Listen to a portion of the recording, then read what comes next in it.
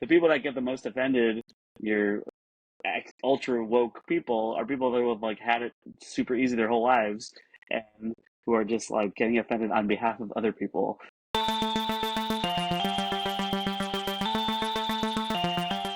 Hello, my friend, and welcome to Something for Everybody. My name is Aaron Mashbitz. Ellie, welcome to the show. Hey, thanks for having me.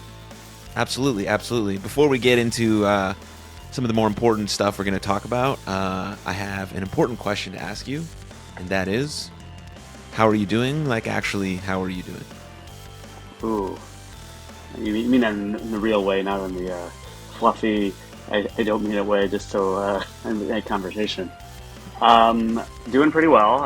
My wife and I were blessed to have a third child about 3 weeks ago, a baby girl, named Sarit Amuna, um, kind of sort of named after both our grandmothers, and name Amuna means like faith in Hebrew. So um, I'm doing pretty well considering a little bit sleep deprived, but I tell people I'm operating at 30% battery, but doing pretty well considering. And I have two other kids, so but staying busy and yeah, and yeah. How has being a father shaped you as a human being? Well, I think it's definitely. I mean, as much as I like lose my patience, it's made me more patient because it has to. I think that God or the world made it that to be a parent really is supposed to humble you. Because I'm thinking like myself, like if you're even if you're like a top-notch CEO and you're like, hiring and firing people all day, and then your like daughter like poops on your hand, it's a really it's a really humbling experience, and I think that's the point. That like there's a I think a Jewish adage somewhere. I don't know if it's the Talmudic thing, but it says like if everyone should have in their pocket one line. They should have two lines in their pocket. One line and one on the left pocket should say, "The world was created for me," and the other pocket it should say, "I am nothing but dust and ashes." And I feel like the parenting version of that should be in one pocket, it says, I make six figures a year. In the other pocket, it says, my daughter pooped in the tub. So, just a balance of like, hey, you have your roles. Like, you're in parent mode and you're in whatever your professional mode is or whatever your non-parent mode is. But everybody wears different hats. And I think parenting really makes you do that. Um, because it's shaped me because it's just a level of like talking. I'm a comedian. I speak to audiences all the time, but like speaking to an audience of a 6-year-old, 3-year-old, and a 3-week old, really you have to change the way you speak based on your audience. And I'm still learning that, but it's definitely rewarding. Yeah, I'm getting married in September, and so I Congrats. imagine soon after that, God willing, we'll have a baby, and I can't wait to like think about all the things my buddies have told me about their kids and what you're telling me, and like how I'll relate it all and still not know what the fuck I'm doing, you know, and Right. can't wait to get poop on my hand and throw up on my shirt and all these good things that happened that I did to myself as a young person, maybe more recently than I should admit, but that's all right. Yeah, well, I'm here to to vent so as that either through the wedding process or afterwards. I mean, there's an idea in like Orthodox Judaism. They call it when the first year of marriage called the Shana Rishona, which means like for literally first year. And there's like really growing pains of like you're living with this person for the first time in a different way.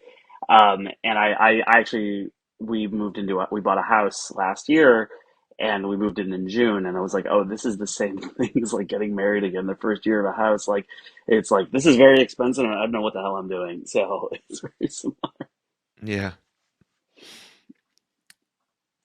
How, since October 7th, a lot of things have changed, especially for Jews living in America. I think we've come to a very stark realization that we could sort of, just for sort of the everyday Jew, like not the ones that maybe visited often or things like that, or were sort of in the trenches with people that they know there, but just for your everyday Jews, like come to this realization that there's much more anti-Semitism, and it's much more real and visceral than maybe ever been realized before. And I say that to sort of preface the question of what are you doing with your children? I know one of them 6 years old, so maybe you're speaking to it about her or that conversation. But how are you feeling about raising your children in this environment?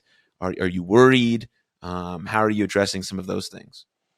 So yeah, it's a good thought. I mean, the truth is, I mean, I'm an Orthodox Jew personally myself, so there is, every Passover Seder, you read the line in the song. There's a song. There's like a paragraph called "The Hisha Amda," and it's like there's a good song actually by Yaakov Shweki about it that a lot of people sing. And in that paragraph, there's a line that says, B'chol dor vador omdim aleinu l'chal oseinu, which means that in every generation. I mean, I'm making this super Jewish but I'm going to explain the after. So, but in every generation, they've tried to wipe us out, but we're still here. That's essentially what it says. So, and the old adage of everybody, Jewish holidays are, they try to kill us, we survived, let's eat.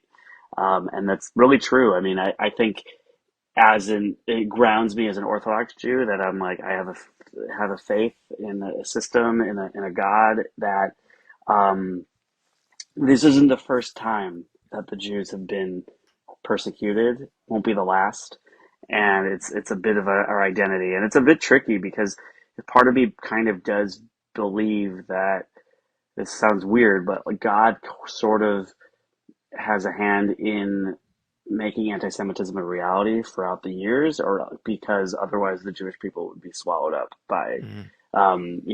other factors. That the fact that we, as much as Jews have tried to quote unquote blend in, and society will say no, like, and it's true because I listened to one of your previous episodes, and there's like this, you know, per weird thing about anti-Semitism that doesn't make any sense. That anything that you don't like, people blame Jews for. So it's like, oh, they're communists, but they're also capitalists. They try to blend in. They try to, stand out, and it's so illogical. It's so illogical, and it doesn't make sense. And again, you would take a sample size poll, and you would ask people how much are Jews in the world? How many Jews are in the world? Based on like stats and sorry, based on like how public and how much in the limelight Jews are, or how much Israel is talked about, you would think it's like the size of like Indonesia or like 200 million people, but you wouldn't understand that there's like 15 to 16 million Jews total. There's like 8 million or 7 million, I think, or something in Israel, and that's it. Because it's just if it's Jews, it's news, and that's really the reality. So, in terms of, I haven't really exactly, had those conversations with my kids yet about, thankfully they're still innocent enough that they don't have to know how bad the world is, especially for Jewish people. Um, and I get that, and I'm sure some people can hear this and say like, "Oh, look at you, classic like white guy in America, third generation American, you have it pretty good." And like, yes, we owe a ton to America for what America has been able to do for the Jewish people as being a land of religious freedom up until like right now. I say that tongue in cheek, but like, but actually, like, being, people just say the word Zionist and it's like automatically like, they replace the word, anything they say about Jews and just use the word Zionism, and that's like that's okay. That's like okay enough, apparently.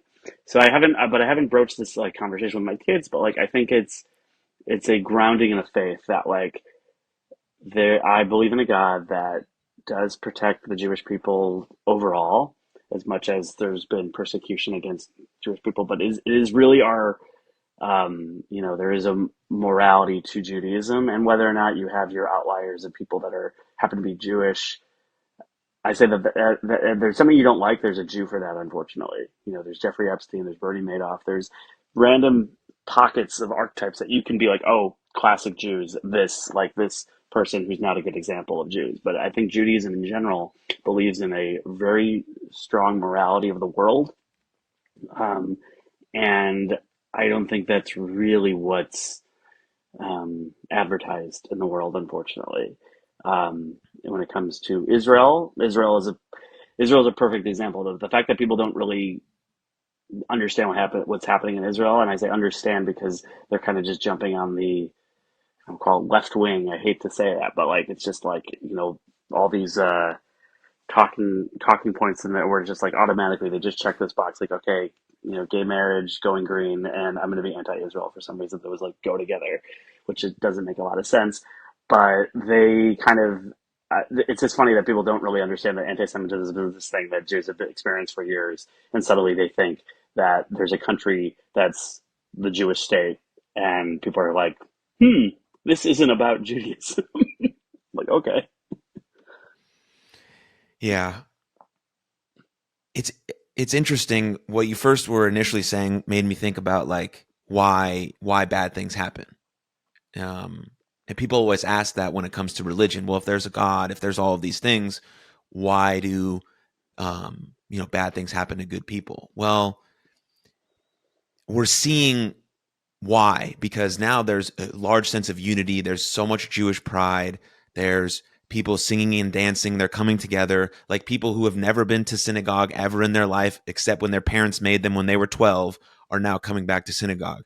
I'm not saying it undoes the 1,500 people that were absolutely massacred, but there has to be some light in all of the darkness. And that's why there always is the darkness. So we can see that light. We can come together. We can, believe in ourselves. We can have this faith that basically we can get through anything, right? The Holocaust showed us that. Currently, what we're dealing with showed us that. So there has to be those things. And I think if you're someone who doesn't believe in something, then you're going to have a tougher time getting through those hard times because they're going to happen no matter what in your life. Someone you love is going to die. There might be a car accident. Your kid's going to come home from school crying. Like all of these things are going to happen. And if there's a faith that you can believe in, that's rooted in reality and a good sense of morality. And Judaism is based in action, which is why I really like it a lot. Like it's based on how you act, not what you think about. Like, yeah, I think about being a good person. Nobody cares. How do you act in the world? Like that's what matters. And so, I mean, those thoughts just came up for me as you were talking. And so I think that's important to note as if someone's thinking about, going through a hard time or seeing all this horribleness on both sides. Like so many people are dying. Obviously, there's no like heartlessness for the innocent civilians, but that's what happens when people go and murder a bunch of people. Like innocent civilians are going to die based on what war is. Like it's happened in every single war since the beginning of humanity. Like right. so just look at those stats and you can see what might happen. It's also, I mean, a couple things just, I think the issue with one of the big issues with the world right now is, and I was also thinking about this. I mean, I think a lot of people in the Orthodox Jewish world will say, like, there aren't huge rabbinic leaders right now. And that's Mhm. like a big concept that, like, when a great rabbi dies, it's like they would say, refer to a rabbi as the Gadol Hador, as in, like, the greatest rabbi of that generation. And when a person dies, like, who is left to be whatever, and there's like a real absence. Like I think one of the more recent passings is Rabbi Jonathan Sachs, who of blessed memory, who passed away in I think 2020 or 2021, and like he was such a good representation of Judaism in terms of his eloquence, his just ability to be like a thinking person and be able to like on the world stage and like just defend Judaism in its way. But I think the world at whole is so lost and they don't know what to believe in.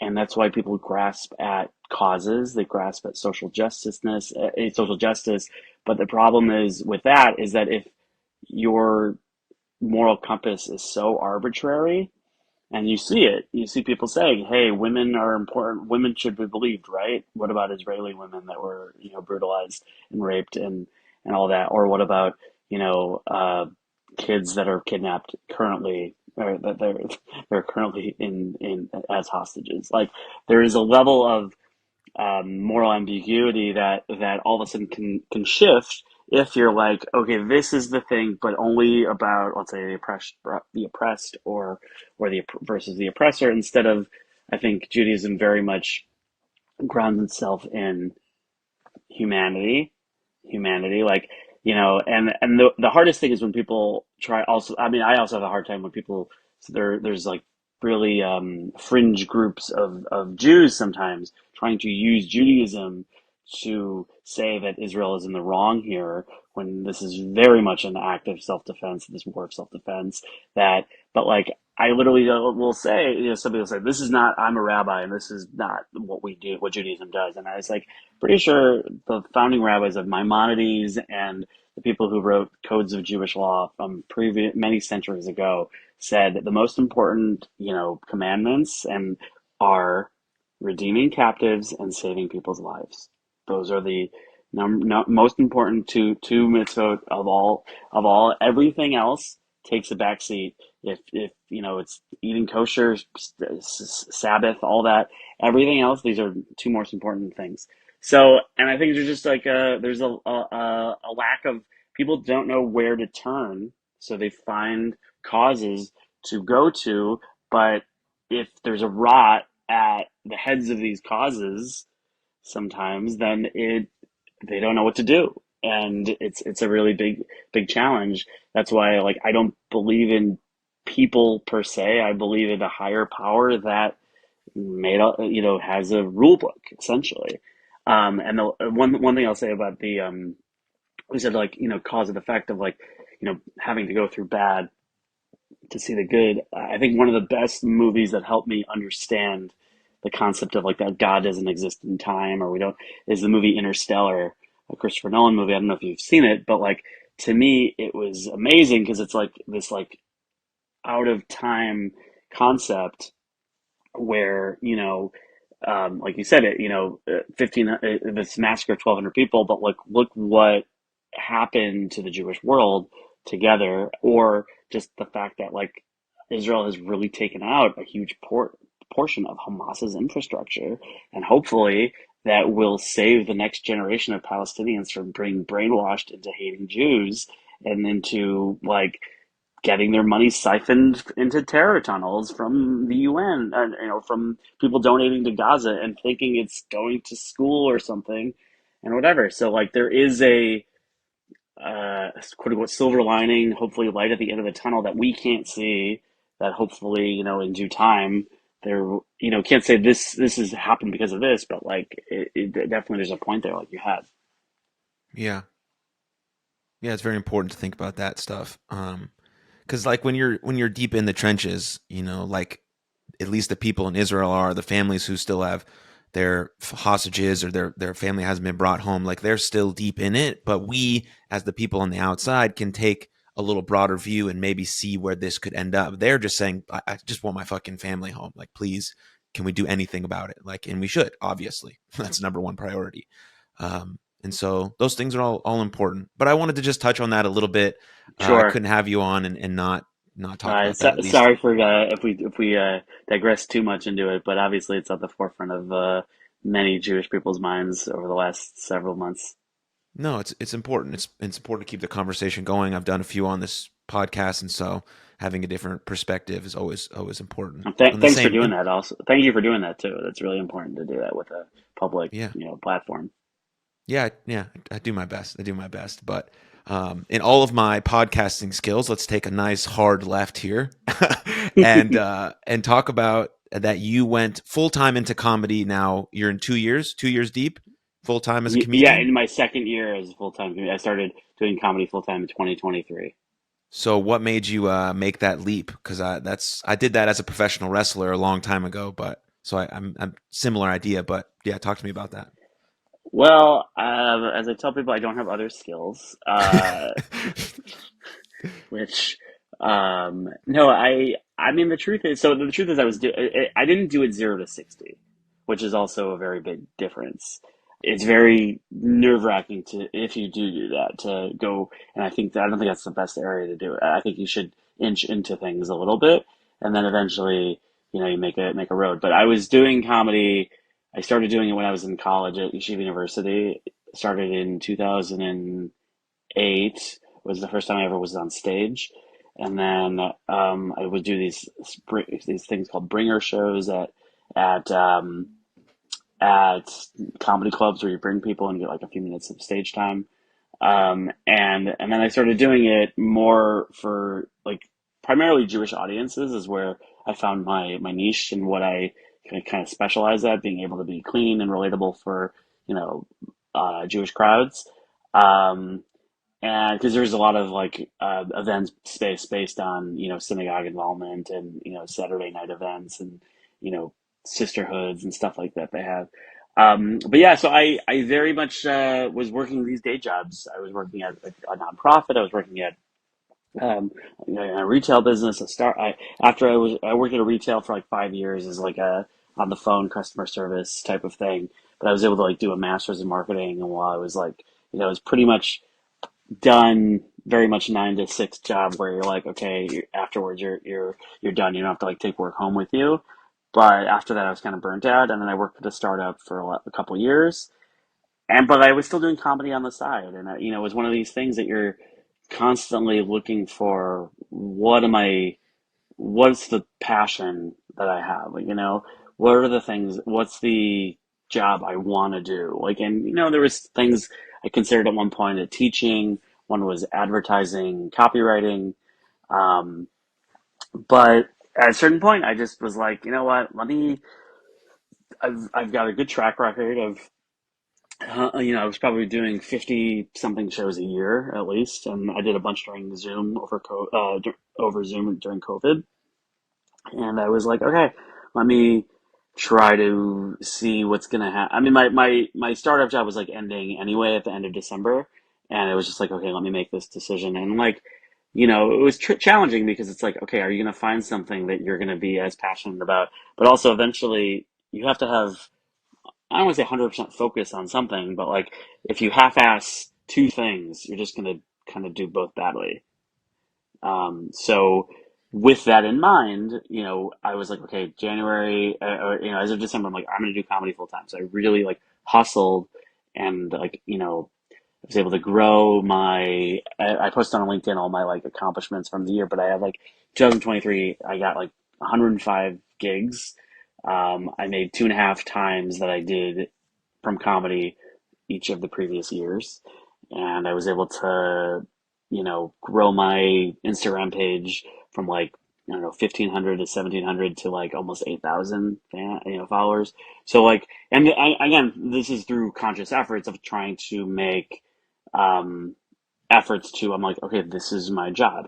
Jerry Seinfeld has a thing where he says, one time saw these like construction workers like eating lunch at like a site, and then they eventually finish their lunch and they pack up and they go back to work. And he's like, oh my God, I have to do that for a job. Like I have to, so I very much try to every day, if I can. I mean, granted, the last 3 weeks, while I'm on 30% battery, it's a tough thing. But I very much do try to say, let me do something that's productive toward my comedic profession, whether that's being on a podcast, writing a couple jokes, emailing people about potential gigs, posting a new clip of stand up, or I've also been a part of, we created a sketch, almost like a sketch troupe, where we do videos. We did about ten videos in like 10 months, which is pretty amazing. So if there's something that I'm doing professionally that's like growing my comedic profile, out there, then it's worth it. Yeah, that's beautiful. That's beautiful. What drove you to get on stage for the first time in 2008? Because that's no easy thing. Was it a bet? There Did something at happen, or you at just my popped up school, they there? were doing a fundraiser for like a camp for people with special needs, and they were saying like making like a talent show or like whatever, a stand up open mic type of thing. And I was like, all right, let me try this. I've always had like a sense of humor, and I've always liked stand up. I'm a big fan of The Simpsons and Seinfeld. Seinfeld, the stand up and the show. And it was just like a matter of like, okay, like the biggest thing is like if you can get rid of the fear, then then you can do it. I mean, I also one of my first jobs was I was a seat vendor at Cubs games in Chicago at Wrigley Field. So I was able to. Hmm. I did that since I was like 16 to like 7 years or so. So like so that also is very much like you make your own thing and you gotta figure out like how do you stand out. If you're selling peanuts and the other guy's selling peanuts, how are you gonna stand out? So we do this like Will Ferrell. Harry Carey impression. I don't know if you know it, but I would literally, and at one point I got the glasses, like the big glasses. I'd be like, "Hey, who wants to get crazy? Come on!" hey, you were a hot dog and you were starving. Would you eat yourself? And like in Chicago, like, again, some people are listening to this and like, what is wrong with that guy? But I would say go to YouTube, look up Will Ferrell, Harry Carey, and the people in Chicago. It was great. I mean, the saddest thing is I didn't get to sell beer because I wasn't like 21 for most of it, and it's like a very coveted item. And also, I didn't get to be there for when the Cubs won the World Series. But Mm. that would have been amazing. But people were like, would give me money without even buying, which made me feel a little dirty, but it was, no, it was a nice little like, but it was great. I got to see really, and again, I started doing it in 2015 when I was 16. Yeah. So in the year 2015, I would start doing it. And then, I did it. I mean, I guess I was doing stand up before that. So I'm sorry, 2015. This is dad brain. 2005. This is okay. Sorry, I'm not that old. 2000. I'm not that young. 2005 was the first year I did it. That makes sense. Okay, so I was doing it for a few years, and then um, I like realized like people like an usher said to me like, hey, like my shtick, my Harry Carey shtick, and he's like, hey, there's a guy who's like terminally ill, and can you go over there and do your shtick. He can't even talk anymore. Like, can you like do your shtick in front of him? I think he'll like Mm. it. And like, I did it. And then like, I talked to the usher like a few weeks later. He's like, yeah, that guy passed away. So yeah, I guess I noticed, and again, this is a very roundabout. If you notice, I have a very Jewish way of answering. I just kind of talk, and anything on my mind. But I realized the power you can make by making someone laugh, and it's a Mm. there's a Jewish proverb or Jewish like in Ethics of the Fathers, which is a really good guide to life in a lot of moral ways. One of the things is like receive everyone with a smile is one of the adages, which is just like a way of saying like you can make such a difference by just like being nice costs nothing is what I've heard people say, and so you just realize that what a difference you make. But like again, the reason I probably do it deep down, and this is the psych major in me, is that I probably didn't get enough like validation as a kid. And I said probably, I mean I didn't. But I like my dad's very like very much like like non most expressive, um, and I have an older brother that's very similar in that way or whatever. And it's like hard, so it's like building your own identity. So it's like, yeah, my currency is Facebook likes and Instagram likes from strangers and laughs. And it's also like with stand up, you at least Mhm. it's easier. It's easier in a way than it's easier in the sense that the metric is very clear.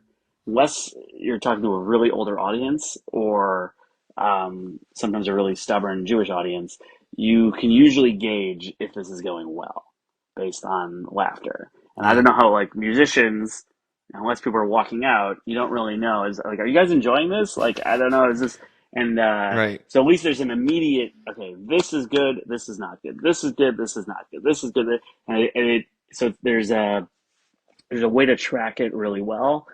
And like I said, if there wasn't the public speaking aspect, which again you can get over. That's something that like you could train to do. And like, yeah, but I would a little people would always ask me, "What do you do if a joke bombs or you bomb?" Like on stage, and like thankfully at this point I have enough. My win to loss ratio is much higher. Is probably in the 95 to 98% at this point. Hopefully, um, but everybody bombs, and you kind of have to really tell yourself. And I know I was this in one of your episodes about like a plan, like what your plan is, if your goals or I forgot you said instead of goals you said what was targets, right? So Targets. it's a matter of you have your jokes, and you're like you're doing a science experiment. Like you're not going to try out a bunch of new stuff all at once unless you're starting out. But eventually you're like, okay, I have my material, and then I'll weave in some new jokes. But like you really ask, what's the worst that's going to happen here? What's the worst that could happen? Okay, Mhm. a bunch of people who don't really laugh didn't laugh, or and you you know, okay, I was up there for 20 minutes. I was up there for an hour. It was a really bad hour of my life. I've had those where a real self-reflective hour. You're like, I should not do this anymore. Which is funny because I had a really bad, terrible show like 2 weeks before, like the middle of December of 2022. It was like one of those like, oh man, like I should take the LSATs, you know. Like I should do accounting, like, you know, just one of those. But like again, you have enough of a you gotta the same thing when any adversity happens in your life, you know. You shake it off as hard as that is. That was a really tough day and a tough weekend of like couldn't sleep. That's how bad it went. Like it was just a really and it was just the way I was treated was poorly. But you the hardest thing is brush yourself off and get up again.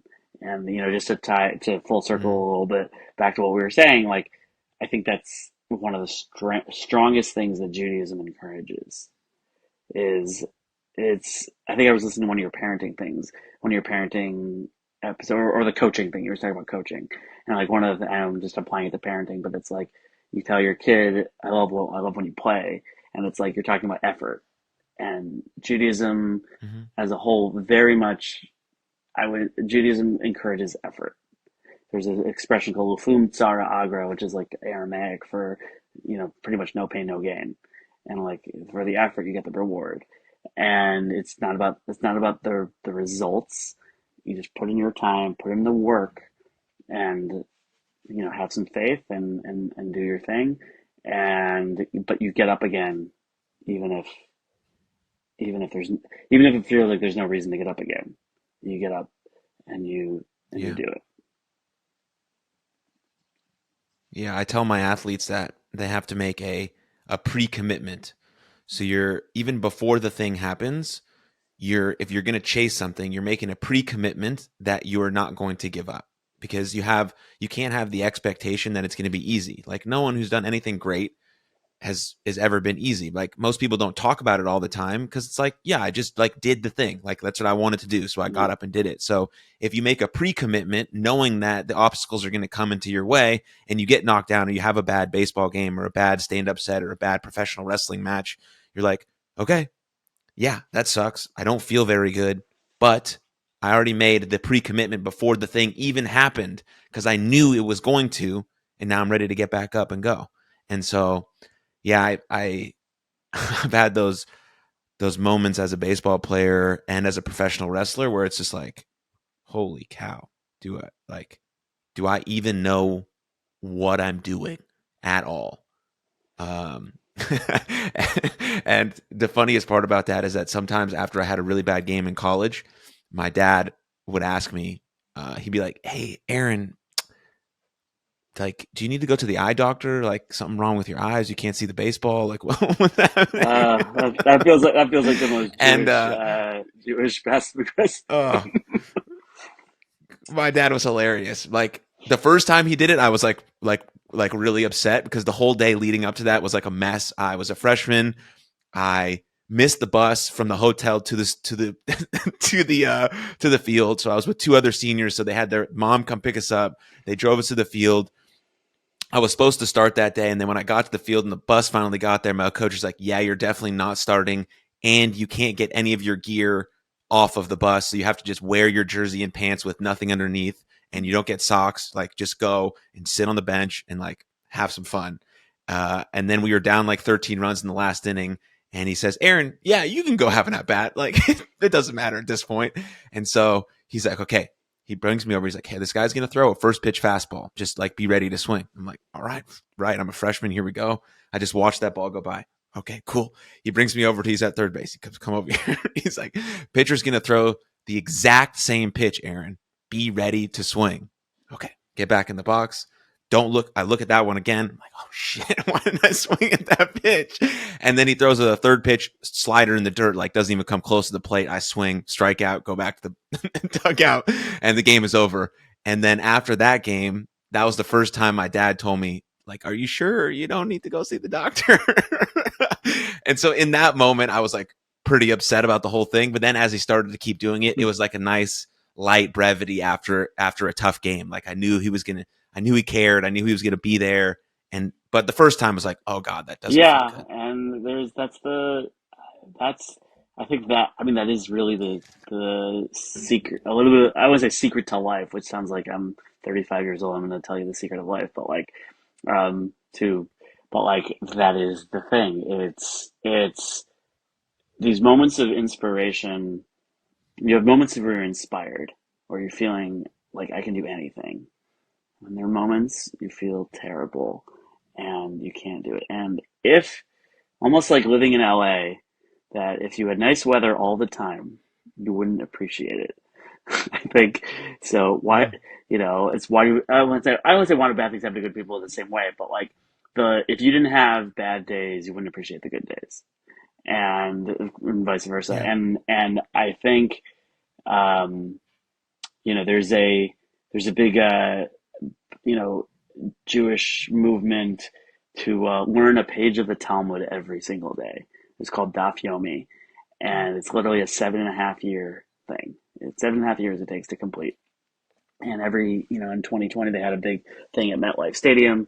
They had a big, like 90,000 people there, sold out, who either finished it themselves or just there to whatever. 7.5 years of one page at a time.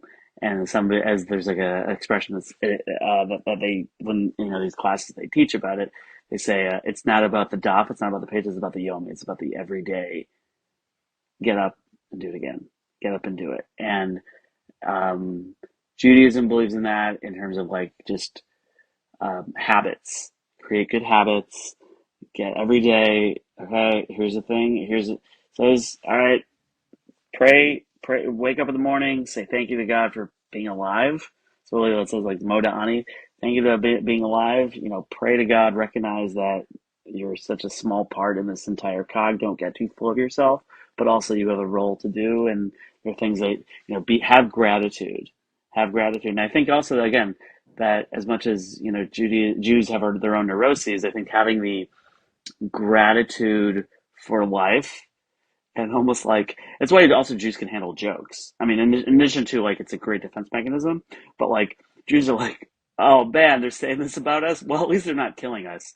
Like, and I would say the black community Mm. too, because again, Jewish people and black people have been notoriously oppressed. Have really good senses of humor because they're like they've been through stuff, they've been through real stuff, and it's like, all right, that's not fine. They're making a joke. Okay, I'm not going to get that offended. The people that get the most offended, your ultra woke people, are people that have like had it super easy their whole lives and who are just like getting offended on behalf of other people who are like, you haven't like, just yeah, that's whatever. But I think the like you said I think the getting up, dust yourself off even after a bad game is really important. You have to. And those moments show you if you really want the thing that you want. Like say that you're starting off on your full time and you have one bad gig and you're like, I I don't want to feel that anymore, so I'm good. This is not for me. Great. It's not for you then. But if you're like, it shows you that you really care about the thing. It's like being able to grieve after something that you lost. Like you loved that thing and now it's gone. Great. I really did care about it. Okay, I had a really tough day. Yes, this sucks, but I really want this thing and nothing's going to stop me. And loving what I do is really my competitive advantage because I'm going to do, I relate it to this podcast all the time. I'm going to do 7,000 million episodes, as many as I can keep doing. And whoever listens, listens. But most people stop at episode 20 and they're like, why am I not Joe Rogan yet? I'm like, because you did 20 episodes, he did 2,000. There's like a little bit of a difference there. Well, I think Jay So, Leno says that because a lot of people don't really realize Jay Leno is still and has always been a working comedian. They only mhm. know, they don't really only know him from the Tonight Show, and that's it. So they don't, but like Jay Leno, when he like got to Hollywood, he was like, all right, I don't know if I'm funnier than X person, but I know I can work harder than them. And like anyone who is successful, anyone you see on a sitcom, any Ray Romano, Kevin James, Seinfeld, Bernie Mac, anyone you see on that had a show, you don't. see that you don't really realize they probably were doing stand up for like 15 years at least, or something like that. And you see the results, and we're very much, especially a younger generation, was just very like instant gratification. What do you mean they haven't? Whatever. Like, and it's something that I've really translated also to, like, a lot of times I have to reach out to places for gigs potentially, but I try to do it pretty intelligently, where I don't cold email. I kind of try to find a point of contact that I know. But if like a synagogue, let's say, has an annual dinner, and they're like, "Oh, this year we're not doing comedy," I'm like, "Okay, like next year there's a possibility, and my name's in the ring." And like there are so many gigs that I've gotten that were just like, "All right, I gave my card to someone," and like 5 years later they found it, or like a few years later, and it's Mm. pretty crazy. That it's a little bit of it's a patience. I think is this Pete Holmes maybe quoting Conan or something like that, saying, a guy who also didn't quit doing podcasts, um, saying like, just ring your bell and keep doing your thing, and eventually people will just notice what you're doing if you keep at it. You keep really doing your thing. That's yeah, giving up is what the I would call it in the Judaism is your Yetzer Hara, which is your evil inclination. The devil on your shoulder, being like, you suck, you suck, you suck, you suck, you suck. And I think one of the best comedy books I read was called this guide to stand up, step by step guide to stand up comedy, by like this guy named Greg Bean. I think Anthony Jeselnik mentioned it once, and he says like when you're writing, just like write. You have two parts of your brain. You have the left brain and the right brain. I forget which one's the creative and one's um, the logical, whatever. So it's like when you're in your writing mode, just write, and then later let your editor be like, no, that sucks, or that's too much, that's not funny, or just like same like free writing. Just go, don't put a blocker, and it just go, and then once you are like, it's literally like another person. Like the same thing when you write a joke or you write something, and then the next day you look at it and you're like, what was I thinking? Or this is hilarious. Meaning you either think something's hilarious. It's like when you see something at 2 a.m. is hilarious, or something when you're high or drunk. You're like, oh, this is the funniest thing in the world. And then you look at it and you're like, what? Um, so don't let other people tell you to stop if you believe in what you're doing. As stand up and vending at Cubs games were, in my opinion, are some of the only two things that I've been good at in my life, or at least that felt like I'm like I don't know what I'm doing, but I feel like I could do this. And I never had this like clarity of like I'm still I'm a 35-year-old adult who's, because I didn't have like a lot of like input guidance from my family. I'm kind of just like checking over my shoulder like, all right, I'm eating hamburger at 11:30. Cool. All right. Like I'm constantly looking for the adult in the room to tell me, is this good? And you can't. You gotta. I would say believe in yourself necessarily. You can't fully always do that, but like logically, like if you do stand up for a year and you don't get any laughs at all, I don't know, let's do a reevaluation and see what you can change. But hopefully you have a self awareness that like you're on the right track. I mean, you can't be fully deluded, but like don't let other people. And that's also, I would say, also the Jewish community. It's one of those things that people are very much like, you're not doing the traditional doctor, lawyer, whatever profession, finance, track, or other different stable, quote unquote, stable things. But you know what? Thank God I can mostly take my kids to school every day. I can pick them up from school. My wife is very much it's extremely helpful and great for letting me do gigs at night a lot of times, and sometimes go on the road for a night or two. Once every so often. So, but there's believe in what you can do, and don't let the naysayers. Again, more tangents that I'm just spitballing here. No, it's beautiful. Lay it on me, absolutely. Yeah, I got that the get a real job thing when I was a professional wrestler. That's not I understand that's not a regular choice, right? To run around in my underwear throwing other grown men around. Um, but like it's something that I wanted to do since I was 12 years old, and I went after it. And it was 6 years of the most amazing parts of my life, where I have a lot of stories that are very interesting, and I learned a lot about myself and how resourceful I can be, and how I can make $0 a week and still somehow afford some food. You know what I mean? It's like so. But I went after it, and people would tell me all the time, like, what are you going to do? They would ask my parents. My parents are like, he's going to chase his dream. Like, what do you mean? What else is he going to do? I don't know. 10 years from now, things could be very different. And my life did turn out a lot differently, but in the best way possible. But, in that moment, that's what I wanted to do. And I encourage anyone to be able to live out their dream. Like, it's the most incredible feeling of all time, even if it doesn't quote unquote work out, whatever the fuck that means. It works out because you learn something about yourself. You get to take a new path. You meet the love of your life.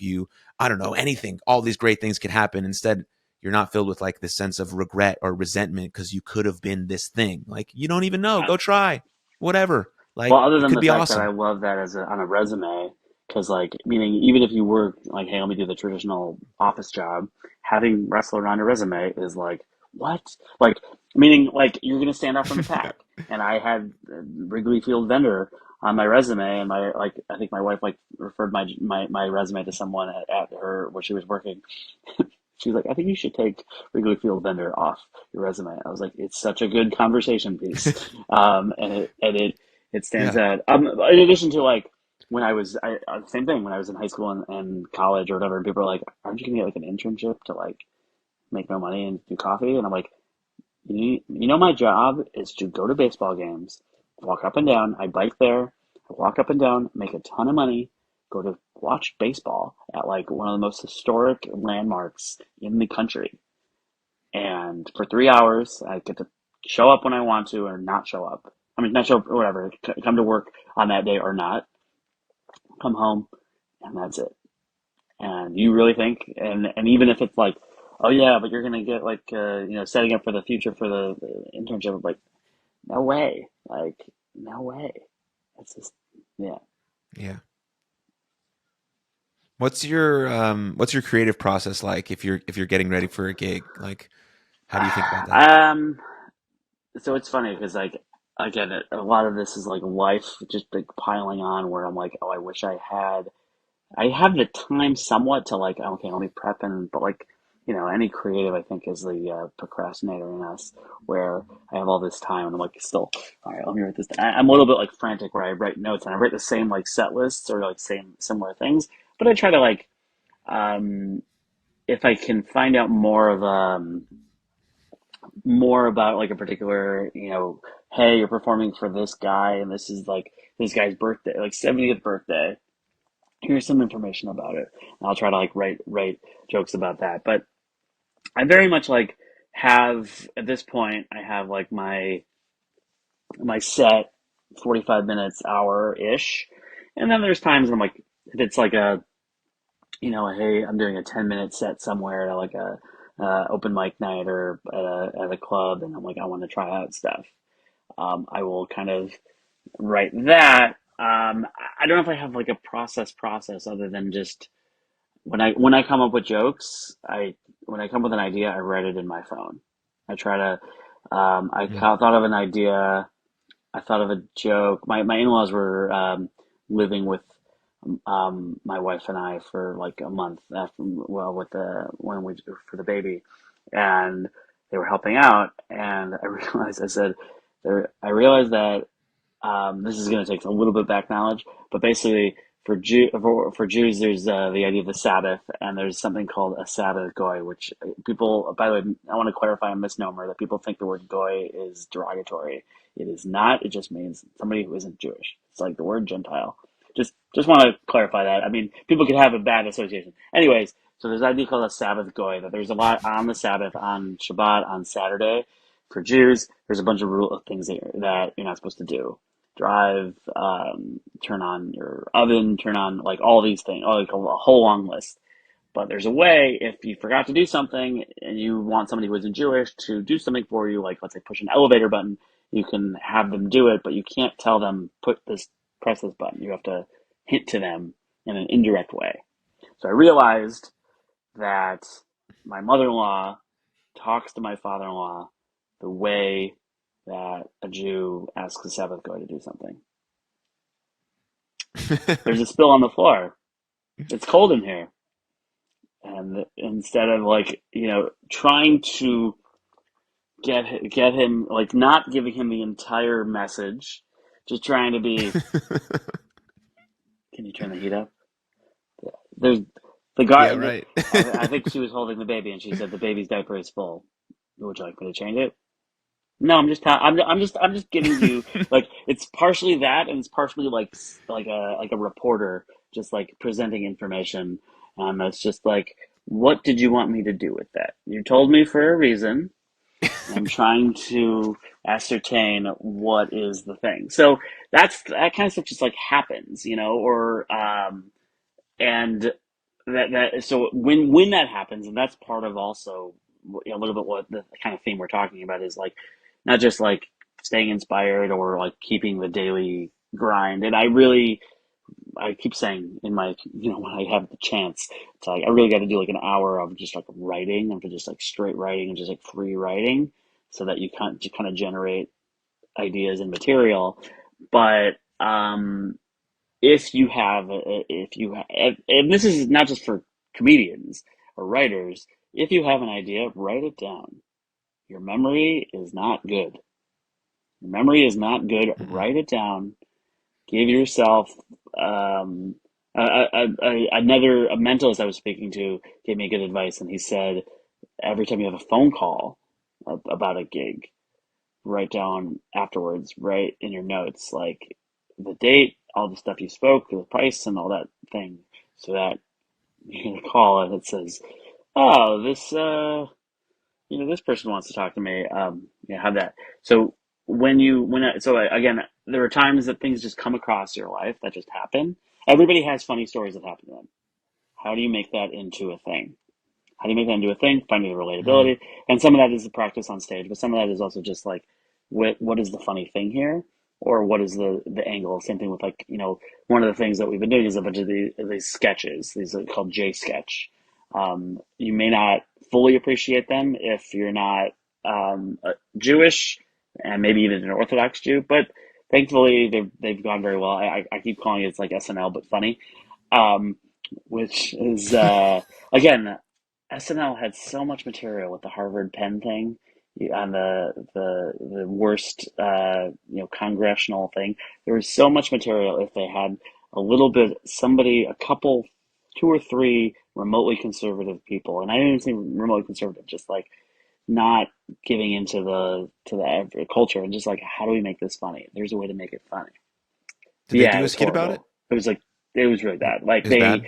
they basically made fun of the woman asking the questions in a little bit, but also they kind of just, they you would think, making excuses for terrorism would be fine. Would be enough what to make material about. And by the way, as a side note, I think one of the sketches we I don't know if we're actually going to get this done, but one of the sketches I think we had intended to do about this Israel situation. So one of them that went well was all these Jewish moms sending supplies to Israel, like everything, like every synagogue became like this, like, unit of like, not like weapons, like sending like deodorant and like socks, and like for all these like 300,000, soldiers who were, called up, since October 7th. So this is, it's been a very delicate time to make jokes in the last, 5 months with everything going on, and the Jewish world is still like heartbroken of what's going on and what's currently happening, but to find ways to craft some material in there that can make a little bit of a balloon releasing of the tension was really helpful. So like, there's a video, like, of the Jewish New Jersey moms, when Israel's in crisis, and it's like starting the WhatsApp group, and like, there's literally sending supplies, Israeli food to Israel, like, as a ridiculous concept, but like, people are like, oh my God, this was so me. This was, and they pass it along, and you get this, and then Mm. reach, and by doing these sketches with my friends Ami Kozak and Mikey Greenblatt, we basically started doing these things that were like, Orthodox Jews haven't really been represented well in the media ever. other than like Jackie Mason as like Krusty's father on The Simpsons. Like there aren't a ton of great examples of Orthodox Jewish representation. So, and that's not why we're doing it, but like there's a whole audience of people that like would feel seen if we made these. So we started doing these. So again, just something that is like relatable. If you make it relatable, you make it real, you make it honest, and I often find that some Jewish humor is very, very poorly done because I call it BuzzFeed Manischewitz Judaism, where and some people, that is their identity, but I'm sorry if your Jewish identity is just drinking some Manischewitz on Pesach and Passover, and that's it. But like, there's a lot more to Judaism than that. I just mean that it's so milquetoast that there's more specifics to. So some of the sketches we've done are like again, sending supplies to Israel is the awkwardness of starting a job right after Labor Day, where you have like a million you have like the high holidays. You have like there's a holiday called Sukkot afterwards, and it's like a whole taking off all of September and awkwardly having Basically. that, and people are like, I felt this, or yeah, then we did a holiday party one where like uh the boss is like, hey, Merry Christmas to the three Jews. I mean, Happy Hanukkah, and like trying to be like inclusive-ish, but being a little bit like, "Hey, we got you a menorah." And it's like an electric menorah, which isn't real. And but like what I found from this, what I was saying earlier with the vending for the person who was sick, is that like it's been able to help people cathartically, that people are saying to me, I haven't laughed this Mhm. hard since October 7th happened. I haven't laughed this hard in months. Right. And, but to be able to make sure that people are seen, in the right, in a way, like it's not brave. I'm sorry. It's not brave anymore to be like, Trump bad. Like it's just not like if you want to do a good like Trump, like the best Trump bit is John Mulaney's horse in the hospital bit. It's an excellent bit. It makes fun of Trump. Doesn't mention his name once. It's like Seinfeld's contest episode. It's fantastic, and it's not super cliche and like, ugh. Okay, like, and maybe SNL's learning their lesson by like hiring Shane Gillis to perform to be a guest on the show, the guy who got canceled off and Yeah. getting hired years ago. So, but the point is, so SNL didn't do this sketch, and I think there's a space for it. So one of our ideas, for long story short, to get one of our ideas for a sketch was how these protesters are ruining everything good. They're ruining it. They're going outside cancer hospitals, selling Kettering. They're protesting people on the way to the airport for holidays. They're the Macy's Day Parade, the Christmas tree lighting in Rockefeller Center. So our idea was to do like a sketch of like nobody steal this, but of them going to like everything fun and just like a little league game and just like protesting a little league game, going to like a nursing home and like having like Israeli dancing or like having this birthday party, like just everything. It's just like, what do you? Which again, I think it's even if you feel, and which is not true, even if you feel Israel is committing a genocide, which they're not, you should still be able to see the humor in these protesters. And even if, so again, Hmm. even if, so that's the thing also. The world has lost a sense of humor because are you with this team? Are you team A or team B? And it's like, are you pro black people or are you pro police? And you're like, that's not, what a ridiculous question. Like, are you pro Israel, Right. pro Palestine? I'm like, that's a ridiculous way to say it. That's a ridiculous way of phrasing it, and that's what happens. Um, and I don't know. There's whatever. I'm on my long tangents here. No, it's great. If you I coach a 9-year-old baseball team, so if you want to come protest that game, let's do that skit right there. I'm ready. My team is ready. Got to fly down to Texas, right? Yeah, that's okay. Our That's budget, our okay. budget of less than zero and Israeli snacks is maybe tough to. Yeah. But yeah, I think again there's, but I think right. That'd I be hope funny. there's an audience there that could like appreciate the. And again, if SNL and these late night shows were doing their job well, instead of trying to alienate half the audience and just like make humor where you see it, make fun of Biden, make fun of Trump, make fun of them both, because that's Hmm. how we used to be. Right. Because I mean, laughing is so organic. You cannot hold it back if you really think something is funny. Like it just Yeah. happens. Like, and so if we can get people just to be like, just to laugh together, that's so huge. Like two people who may disagree on, I don't know, abortion, for example, but we can just laugh at some of these things. Maybe that encourages us to have some middle ground, to have some insightful conversations, but we're organically just laughing at this guy who's, a woman who's making all sorts of jokes about everything, crossing Hmm. the line a little bit, you doing all these things that comedians are brilliant at, which is why we need people like you to do these things, to make things like on that edge. Okay, we can talk about these things right here. Can I cross the line? Ooh, I can't. Okay, there we go. Bring it back, whatever. But we have to be able to test those things and then organically let people laugh and enjoy, and then maybe talk about it, maybe then have a serious conversation afterward. But if everything is serious all the time, no matter what, it's like, oh my God, this is exhausting.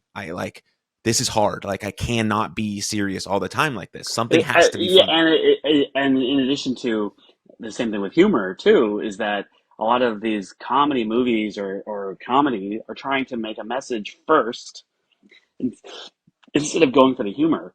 So Mm, and I think that's a big mistake. The one of the examples I like to use that did things well, because like I know Disney's trying to go far left and trying to be as much as anti-DeSantis as possible, or whatever you want to call it. But like the movie Coco is one of my favorite movies. I don't know if you've seen it, but it's one of the best Pixar movies, mm-mm. and it's way better than Encanto. I mean, Encanto I know got a lot of popularity. Coco is way better, and if you go watch this movie, because it's a movie that depicts like Mexican culture. It's about like connecting with relatives that have passed away, and it's like a very heavy movie, but it happens to be about a minority, about it takes place in Mexico. I think it's Mexico, and it is very much like you know, about a good story. And it doesn't matter. And it's not that they're just like a prop. It's not like, hey, we're going to insert minority because to make it a prop. So the same thing, like if you have good humor, you don't have to make it about politics and things will just will unite as a humanity more so. Like one of the best sketches, one of the sketches I was telling you about before, that we did a sketch last week that was released that people really liked, about the stresses of a Friday, of getting ready for Shabbat and the Sabbath on Friday afternoon.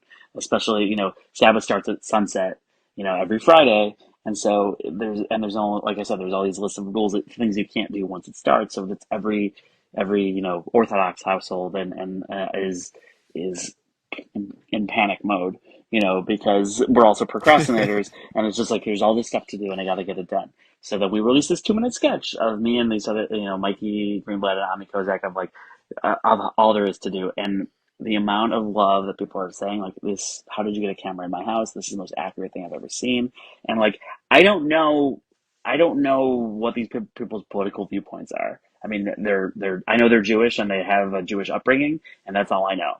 So and it's also nice to not get Free Palestine on a video, but I'm sure we'll get some comments. But um, but just again, you just share the human experience. These are families in imagine preparing for Thanksgiving. That's all you need to know for this thing. The stress of preparing for Thanksgiving. That's every Orthodox Jew on a Friday, essentially. So, Hmm. and then, but like just like you said, people are just saying, "Hey, this is great. This is so good to laugh," and they're just laughing at ourselves as humans, and not any political nothing about politics and nothing about that. And everybody's just losing that skill. They're just, because everything is shaped in like, what group are you a part of?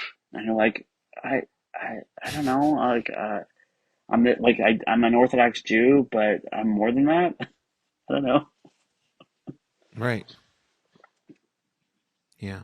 Very interesting, very important. So, um, Sure, thank you of for your course, time today. And where should people go if they want to find more of you or they want to check sure. out those sketches? So my Instagram is Eli Comedyagram, Eli Comedyagram. Terrible name, I know. J Sketch, J at J Sketch, JSKETCH. My stand up is also on my Instagram page, elicomedy.com, elicomedy.com. Um, and at Eli Lebowitz, spell on Twitter at ELILEBOWICZ, spelled horribly, playing Ellis Island. I say that when my grandparents got to Ellis Island, they're like, "You sure you want to spell Leibowitz like this?" And my grandfather's probably like, "Yeah, worst case scenario, my grandson doesn't get a bunch of emails that he's supposed to." So, by the way, just I was going to ask about the origin of your name. Your name would be a great Hmm. comedian name because I assume the origins in Europe somewhere are mach bits, and it's like mach means make, so it's make bits. So you're making jokes. I don't know, but I don't know what I don't, I Ah. don't know what's your where's your family from? It's my dad and his parents were all born in What? You're Egypt. Smarty? Yeah, so that's where our name is from. One of my Oh, it's like mash cousins, my dad's baits. cousins wrote like a full origin story of our family. I'll send it to you. I'm sure you want to read 700 pages about Listen, the family I'm mashpits. up with a 3 week old, but so But mosh, yeah, so so that's like cool. mosh It's baits probably, Egyptian, right? so yeah, Is the name? yeah. It's But pronounced I'm saying mashpits, mash so baits yeah, it's in very terms of similar. now America, but like back in the Yeah, yeah. wow, Egypt. Okay, well, I'll have you in mind at the Passover, my Passover Seder. Thank you, thank you. But lovely to meet you, man. Thanks for Thanks, joining me, and thanks for talk having to you me. soon, This I'm was a real sure. treat. But yeah, absolutely. Later, everyone. Cheers. If you enjoyed that episode, please click here for another full-length episode of the podcast. And please don't forget to subscribe. But above all else, most importantly, please take good care of yourselves and others. And I'll see you next time. Lots of love. Cheers.